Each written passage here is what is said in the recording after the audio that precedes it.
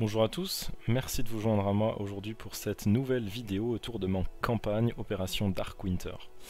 Aujourd'hui on va s'attaquer au briefing de la mission numéro 10, mais avant de commencer le briefing, à la fin de la dernière mission, on a débloqué, on a sauvé en gros 9 nouveaux personnages qui vont se joindre à nous.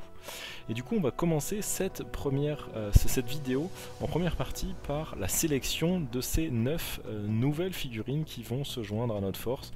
On a fait déjà ça auparavant dans des vidéos précédentes. En fait, chaque fois que je gagne des nouveaux modèles, je vous montre comment je fais la sélection. Et du coup, on va voir ça ensemble. Du coup, j'ai préparé déjà 9 dés. Je les ai ici. Ces 9 dés correspondent à chacun des personnages. Je vais lancer ces 9 dés et je vais me référer à ce tableau ici. Le premier jet va définir si c'est des combattants ou des non-combattants. Sur un 1, je tombe en gros sur des civils. Donc là, au premier jet de dés, je suis tombé sur un seul 1. C'est-à-dire qu'il y a un seul civil. Tous les autres sont des combattants. J'ai 8 en gros soldats, ce qui est top. Suite à ça, donc le second jet de dés, et là, oh my god, j'ai eu une chance monstre. J'ai eu 3-6, ça veut dire que j'ai 3 agents de la division qui se joignent à ma force pour le reste de la campagne, ce qui est top. J'ai un 5 qui est soit du SWAT, soit des forces spéciales. Le 2, c'est un seul policier. Et les 2, 3 plus le 4, c'est des soldats de la garde nationale. Donc là, je suis un peu aux anges parce que c'est vraiment fou. Là j'ai vraiment des soldats très expérimentés qui vont rejoindre ma force qui va m'être bien utile. Voilà pour la sélection des modèles. On commence par la civile, j'ai choisi cette figurine. Le policier, on a celui-là qui est très inspiré de Hopper de Stranger Things avec son shotgun. Ensuite on a les 3 soldats de la garde nationale. Voilà, donc là c'est les 3 soldats de la garde nationale, tous dans le même camouflage avec des équipements un peu différents, mais ils ont tous des fusils d'assaut type M4. Ensuite on a mon soldat des forces spéciales qui est un vétéran, il lui manque une jambe, mais assez cool avec son camouflage multicam noir. Et ensuite on a mes 3 agents de la division. Donc 2 qui sont déjà peints, un qu'il faudra encore que je peigne avant la prochaine mission. Mais ouais, vraiment très content du choix là, de ce qui rejoint ma force. Et puis les agents de la division avec leur masque à gaz, là ça rend assez bien. Ils sont prêts pour rentrer dans la Dark Zone. Donc voilà les 9 figurines qui vont rejoindre ma force. Avant de passer à la suite, ce que je vais faire aussi, c'est choisir quelle figurine est blessée. Si vous avez suivi la dernière mission, un des gars que j'ai recruté qui rejoint ma force est blessé. Et du coup là, je vais sélectionner de manière aléatoire lequel c'est. Donc en 1, 2, 3, ça va être le groupe de gauche. 4, 5, 6, ça va être le groupe de droite. Je suis tombé sur un 4, donc le groupe les meilleurs en gros. Du coup, sur un 1, ça va être le premier. 2, 3, 4 ensuite. Et sur 5, 6, je relance le dé. Donc là, 2, 6, j'ai relancé 2 fois le dé. Et sur un 4, je suis tombé du coup sur celui qui est non peint. C'est lui qui va être blessé. Et si je me souviens bien, c'est dans les 8 tours, je crois, que cette figurine sera indisponible. Donc voilà, il va falloir que j'améliore un peu mon aile médicale dans ma base d'opération. On verra ça plus tard. Maintenant, pour chacun de mes agents de la division, je vais définir s'il s'agit d'un agent de la première vague ou de la seconde vague, ce qui va définir en fait leurs stats. Les agents de la première vague, ils sont sur le champ de bataille depuis plus longtemps, ils sont plus expérimentés, ils ont du coup des stats élites. Je lance un dé. Sur un 5-6, ils sont élites et sur le reste, c'est pas des élites, c'est des professionnels. Donc là, le premier, c'était un professionnel et les deuxième et le troisième sont tous les deux des élites. Donc j'ai eu pas mal de chance. De 6, j'ai eu de la chance. Donc voilà un peu pour la sélection de mes modèles. Je suis vraiment très content du résultat. Agents de la division sont top. Un agent des forces spéciales aussi, ça je trouve ça cool. Beaucoup de garde nationale, ça c'est aussi top. Et voilà, maintenant j'ai choisi leur équipement. Pour chacun, j'ai pioché une carte. On va commencer par la partie gauche, les soldats un peu plus standards. Le civil a par exemple trouvé un gilet pare-balles. Mon officier de police, Hopper, a trouvé de quoi crocheter des serrures, un nouveau gaz masque, qui va me permettre d'entrer dans des bâtiments contaminés ou dans la dark zone. Mon officier de force, enfin le gars des forces spéciales arrive avec un viseur x4. Et ensuite j'ai deux armes ici, un UMP un peu futuriste et un shotgun automatique, pas automatique, un shotgun.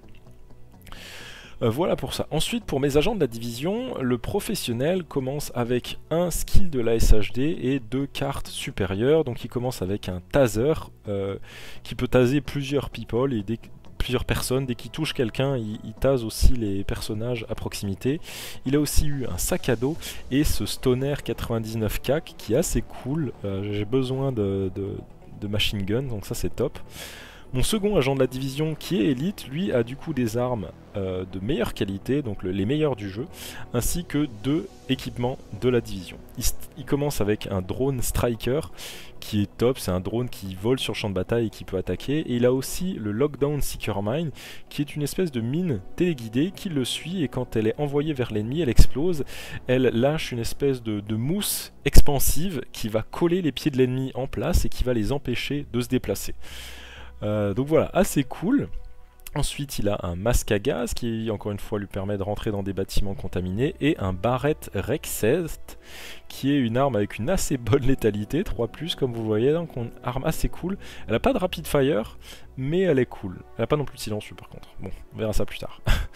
Le dernier gars de la division, lui, reçoit un Riot Foam Launcher. Donc comme le Lockdown Seeker Mine, c'est un espèce de lance-grenade qui tire une grenade. Et quand elle explose, ça lâche de la mousse expansive qui va coller les ennemis.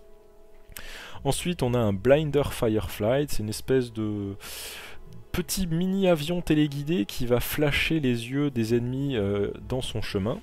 Il a aussi des genouillères qui va donner un +1 en bonus de défense, qui va lui donner un +1 de bonus de défense. Et il a aussi un PP2000, arme un peu russe mais avec plein d'accessoires, donc assez cool. Assez cool, donc là j'étais vraiment très content de mes... pas de jet de dés mais ma pioche sur tous ces personnages. Et ouais, donc ça s'annonce prometteur. Maintenant, je vais juste faire un tour avec tous mes figurines. Je vais juste, mes nouvelles figurines, je vais juste leur attribuer des armes. Parce que je vais vouloir vendre certaines de mes autres armes au marché noir juste après quand on va rentrer dans notre base. Donc voilà ce que j'ai fait. Ici, Hopper, je lui ai donné un fusil à pompe et une SMG. Mon soldat des forces spéciales, une arme silencieuse, un pistolet. Ici, ma civile, je lui ai donné le Desert Eagle plus une AKSU. Et chacun de mes soldats de la garde nationale, je leur ai donné une arme un peu type M4. Donc là il y a une M4, là il y a un 417. Et le dernier, il reçoit un Remington R5 RGP, donc un peu des armes un peu de même style. Voilà, que ce soit un peu plus réaliste. Moi j'aime bien que les Américains ils aient des armes un peu type américaine. Pour le côté des agents de la division, ce que je leur ai donné ici, c'est un reçoit un gilet pare-balles et le lance-grenade. L'autre, il a reçu un des pistolets silencieux, le Ruger Mark IV Tactical. Et du coup, on est pas mal. Les accessoires, je vais les garder, je les attribuerai sûrement un peu plus tard. J'ai gardé certaines armes de côté au cas où, pour avoir du choix. Et ici, c'est en gros le tas d'armes que je vais essayer de vendre, je vais pas essayer, je vais vendre au marché noir. C'est toutes les armes qui ne me servent plus à rien, que j'ai en trop. Et donc voilà, maintenant, allons faire un tour dans notre base d'opération. Comme je disais, le premier truc que je vais faire, ça va être prendre un civil, l'amener au marché noir, pour vraiment vendre ces armes. Ces armes vont me permettre de gagner des ressources. Donc commençons par prendre un civil. Je vais le placer du coup dans mon black market, mon marché noir. Et ce civil, quand il est affecté au marché noir, il va pouvoir vendre du coup des cartes standards, des cartes vertes, va me donner une ressource aléatoire. Les cartes supérieures violettes vont me donner 2 ressources aléatoires. Et les cartes high-end, les jaunes, vont me donner 3 ressources aléatoires. Du coup, j'ai fait mon petit tas de cartes. Ici, j'ai une jaune, une violette et je crois que j'ai 11 vertes, ce qui me faisait un total de 16 ressources à piocher. Donc voilà, je vais vendre simplement toutes ces cartes. Ouais, donc voilà, je refaisais un peu les calculs. Toutes les cartes, ça fait vraiment un total du coup de 16 ressources. Et je vais vous montrer tout de suite les ressources du coup que j'ai gagnées en vendant toutes ces armes. En vert, vous voyez donc toutes les ressources que j'ai gagnées. En bleu, c'est les ressources que j'ai gagnées lors de la mission précédente. Donc je commence à être pas mal. Niveau ressources, niveau certaines ressources, il me manque certaines choses comme les matériaux de construction qui sont essentiels pour construire la base d'opération. Le fuel, ça va aussi m'être utile plus tard pour les véhicules, pas pour l'instant. J'ai beaucoup d'intel, et les intel, je pense jamais à les utiliser en mission, c'est vrai que je pourrais, mais bon, ça sera pour plus tard. Ce qui est très important pour moi maintenant, c'est le centre d'échange, parce que je vais pouvoir échanger 2 ressources de mon choix contre une ressource de mon choix. Et aujourd'hui c'est très important parce que j'ai pas assez de matériaux de construction.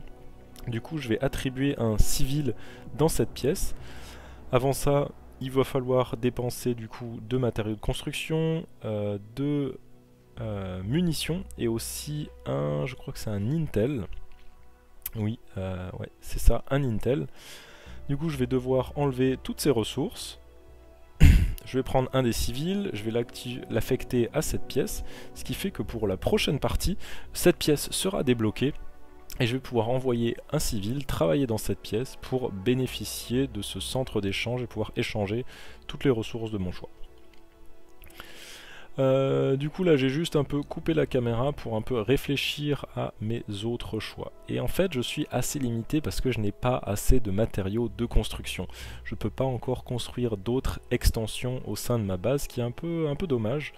Mais c'est comme ça, c'est pour ça que je veux construire le centre d'échange ensuite.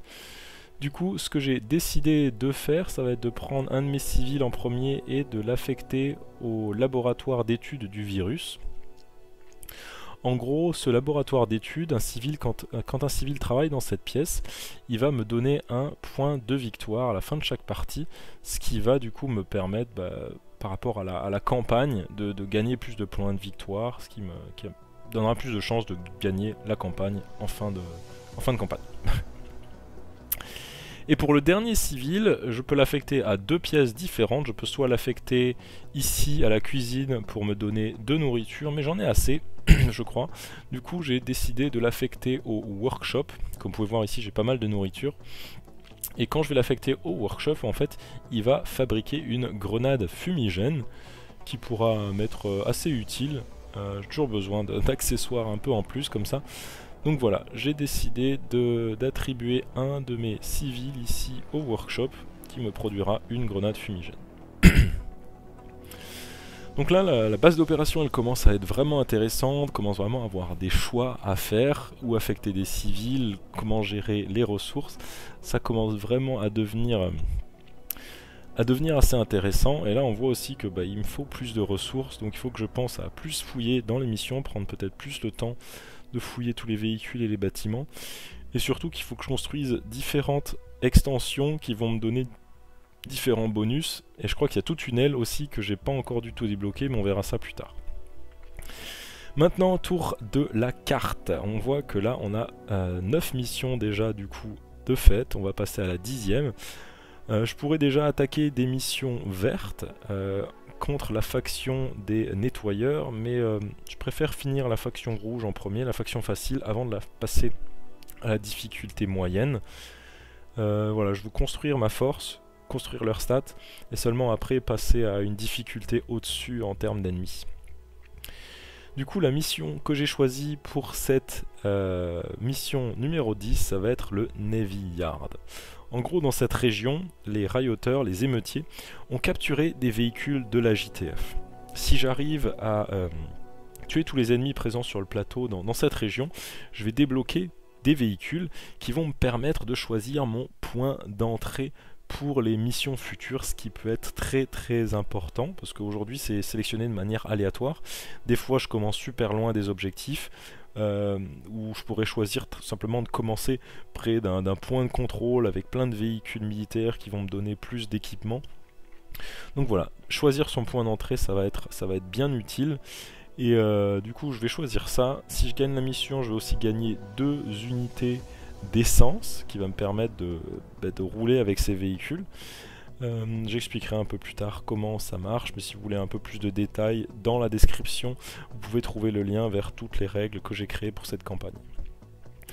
Et pour finir, un rapide coup d'œil du coup de la force que je vais envoyer dans cette mission. On commence par ces 4 modèles qui n'ont pas participé à la mission précédente. Donc on a Jim Street, notre officier du SWAT, Alex Murphy avec son RPK, Louis Alexander et Francis Valenzuela, les 2 civils. Donc j'avais que 4 figurines, donc c'était pas top et du coup pas assez. Et du coup j'ai pris ces 4 gars que j'ai débloqués lors de la précédente mission. Je vais prendre 2 agents de la division, l'officier de police et le dernier civil. Donc voilà. En gros je pars dans cette prochaine mission avec 8 figurines. Ce qui commence à me plaire. Là, 8 soldats qui partent en mission, ça commence à devenir intéressant. Je peux vraiment diviser de manière différente les équipes. Cette seconde équipe avec les 3 gardes nationaux plus le soldat des forces spéciales, je vais la garder en secours. Je vais donner une radio à l'équipe qui va partir en mission et si quelque chose se passe mal, ils vont pouvoir appeler ce groupe en renfort qui vont arriver sur le plateau pour venir les aider. Mais on va espérer qu'on n'en ait pas besoin. Donc ensuite, qu'est-ce que... c'est à peu près tout pour cette sélection. On va partir avec 8 figurines en mission. Je vais placer personne en tant que sniper. J'ai envie qu'ils soient présents sur le champ de bataille, voir un peu comment ils se débrouillent, commencer à monter leurs stats aussi en faisant des kills avec ces 4 nouveaux. Ils ont des équipements assez cool entre la mitrailleuse, le lance-grenade, le fusil d'assaut de l'officier du gars de la division, ça promet. En tout cas, merci de m'avoir suivi pour cette nouvelle vidéo et je vous dis à très bientôt pour le prochain rapport de bataille. Salut, salut!